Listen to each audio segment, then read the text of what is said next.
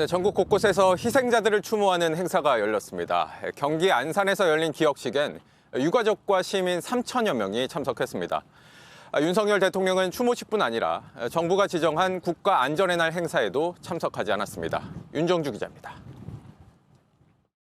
김아라, 김초예. 내 아이 이름이 불린 순간 엄마는 고개를 들 수 없습니다. 모자를 눌러쓰고 참아봐도 눈물이 났습니다. 10년이 지났지만 한순간도 잊은 적이 없습니다. 그날을 목격한 시민들도 함께 아파했습니다. 아이들과도 이 이야기를 계속 하려고 해요. 매달 순간순간 세월호 이야기를 나누면서 아이들이 커나가면서도 기억할 수 있도록 계속. 사이렌이 울리고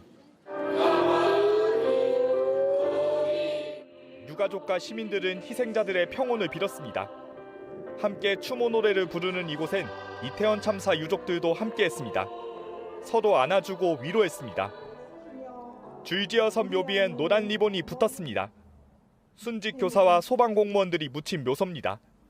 4월 16일은 단원고 2학년 담임이던 김초원 씨 생일입니다. 가장 기쁜 날은 이제 기일이 됐습니다. 초원이 꽃도 좋아했는데 생일인데 케이크는 넣고 꽃만 가지고 왔어. 생일 축하해, 초원아. 배에서 나온 아이들은 교사 김 씨가 아이들을 갑판으로 내보내고 있었다고 증언했습니다. 그게 마지막 모습이었습니다. 우리 초원이 그거 제자들하고 행복하게 잘 지내길 바랄게. 사랑해, 우리 초원이. 인천에선 일반인 희생자 44명을 기리는 추모식이 열렸습니다. 정부가 제정한 국민안전의 날 행사에도 전국 추모식 어디서도 윤석열 대통령 모습은 보이지 않았습니다. 그나마 국무회의에서 두 마디 공개 발언이 전부였습니다. 안타까운 희생자들의 명복을 빌며 유족 여러분께 다시 한번 심심한 위로의 뜻을 드립니다. 남은 가족들은 그저 함께 기억하길 바랄 뿐입니다. JTBC 윤정주입니다. 총선 참패와 관련해서 국민께 죄송하다고 한 대통령의 발언은 대통령실 참모를 통해서 뒤늦게 알려졌습니다.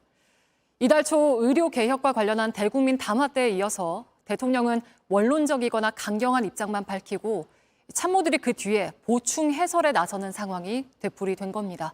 배양진 기자입니다. 국민들께 죄송하다라는 윤석열 대통령의 발언이 전해진 건 오늘 오후 2시 반쯤입니다. 윤 대통령이 국무회의에서 공개 발언을 마친 지 약 4시간이 지나섭니다. 대통령실 고위 관계자는 윤 대통령이 마무리 발언과 참모회의에서 죄송하다, 대통령인 저부터 소통을 더 많이 잘 해나가겠다고 말했다고 전했습니다. 정작 중요한 대국민 사과와 소통 의지는 비공개 회의에서 나왔던 겁니다. 대통령실 고위 관계자는 이에 대해 국무회의 모두 발언은 국민에게도 전달되지만 장관들을 향한 메시지도 된다며 대국민 사과보단 국정 운영에 대한 당부가 중심이었다는 취지로 설명했습니다. 총선 이후 처음 직접 내는 메시지인 만큼 생중계에 국민의 눈과 귀가 쏠려 있었는데 대국민 메시지는 비공개 때 하는 걸 택했다는 설명이어서 의문이 남습니다. 게다가 윤 대통령이 공개 발언을 한 뒤 대통령실 참모가 대통령 발언의 진위를 설명하는 상황은 이번이 처음이 아닙니다. 윤 대통령은 지난 1일 의대 2,000명 증원 정책의 정당성을 강조하는 내용의 대국민 담화를 발표했습니다. 그런 뒤 참모들이 나서 담화의 키워드는 의료계와의 대화 의지였다며 추가 해설을 내놓으며 메시지 혼선을 빚었습니다. 윤 대통령은 대선 직후 국민과의 진솔한 소통을 여러 차례 약속했습니다. 참모 뒤에 숨지 않고 정부의 잘못은 솔직하게 고백하겠습니다. 현실적인 어려움은 솔직하게 털어놓고 국민 여러분께 이해를 구하겠습니다. 하지만 윤 대통령이 일방향으로 메시지를 전달한 뒤 참모진을 통해 후속 설명을 내놓는 상황이 반복되면서 국민은 대통령의 진위를 직접 듣고 확인하지 못하는 상황이 되풀이되고 있습니다. JTBC 배양진입니다. 대통령의 이런 오늘 발언에 대해서 민주당은 변명만 늘어났다고 했고 조국혁신당 조국 대표는 문제는 당신이라며 대통령을 직접 겨냥했습니다. 여당 안에서도 회의적인 반응이 나왔습니다. 내 책임이란 말이 빠졌다. 국민이 듣고 싶은 얘기는 없었다. 이런 평가입니다. 김재형 기자입니다. 이번 총선에서 당선돼 5선 의원이 된 국민의힘 윤상현 의원은 발언의 형식과 내용 모두 아쉽다고 했습니다. 좀 더 직접적인 대국민 담화 등을 통해 전달했으면 하는 그런 아쉬움이 남고요. 내용면에 있어서도 모든 게 부족한 내 책임입니다. 제가 더 변화하고 국민들을 더 섬기겠습니다라는 어떤 감성적인 접근을 했으면 더 좋았을 텐데. 익명의 수도권 여당 중진 의원은 대통령 발언에 국민이 원하는 얘기는 없었다면서 선거에서 심판받은 것은 정책 방향에 관한 게 아니었는데 알맹이가 없었다고 강하게 질타했습니다.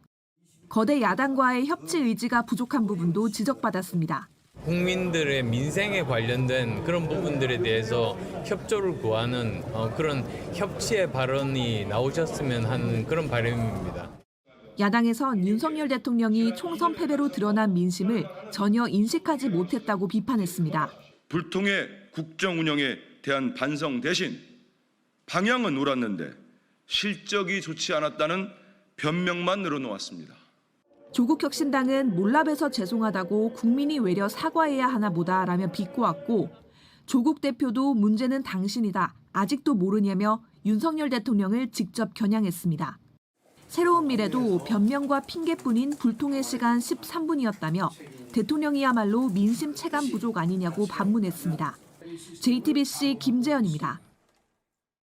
간호사를 꿈꾸던 19살 대학생이 자취방에 침입한 전 남자친구에게 폭행을 당했습니다. 일주일 넘게 입원해서 치료를 받다가 숨졌는데 수사기관은 폭행과 사망 사이에 연관성이 없다며 가해자를 풀어줬습니다. 배승주 기자입니다. 엄마, 나 빨리 앞으로 와줘. 무슨 일 있어? 나 엄청 때렸는데 나 여기 문제 생겼어.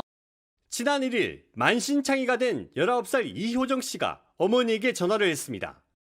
눈 아래는 시퍼렇게 멍들어 부었고 목이 졸린 흔적도 선명합니다. 다리에도 상처가 있습니다. 폭행한 가해자는 동갑인 전 남자친구 김모 씨였습니다. 어머니, 그 효정이 얼굴 왼쪽에 많이 부어가지고 죄송합니다. 효정 씨 자취방 비밀번호를 알아낸 뒤 무단으로 들어갔습니다. 술에 취해 있었고 배 위에 올라탄 채 누르고 때렸습니다. 일방적으로 우리 집 비번 뚫고 들어와서 나 자는 것 보고 때렸어. 자신을 피한다는 게 이유였습니다. 자기를 안 만나고 왜 다른 친구들하고 술을 같이 먹느냐. 심하게 맞은 효정 씨는 거제 한 병원에서 뇌출혈 등 전치 6주 진단을 받았습니다. 입원 치료를 받던 지난 10일 새벽 상태가 악화됐습니다. 앞이 거의 안 보인다.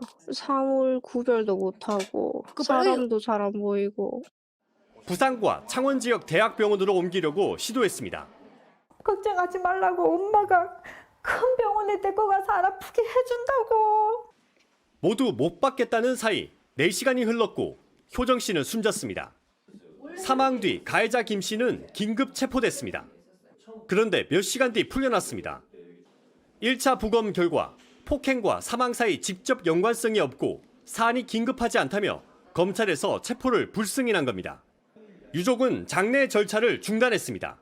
입간식 때 봤는데 그 눈 그대로예요. 한쪽 눈이 다 안 감겼어요. 내가 이쪽 눈을 감겨주려고 아무리 해도 안 감겨요. 폭행의 흔적이 선명한 딸의 시신. 가해자에게 책임을 묻기가 어려운 현실을 받아들일 수 없습니다. JTBC 배승주입니다. JTBC 뉴스를 시청해 주신 여러분 고맙습니다. 저희는 저녁 6시 50분 뉴스룸에서 뵙겠습니다.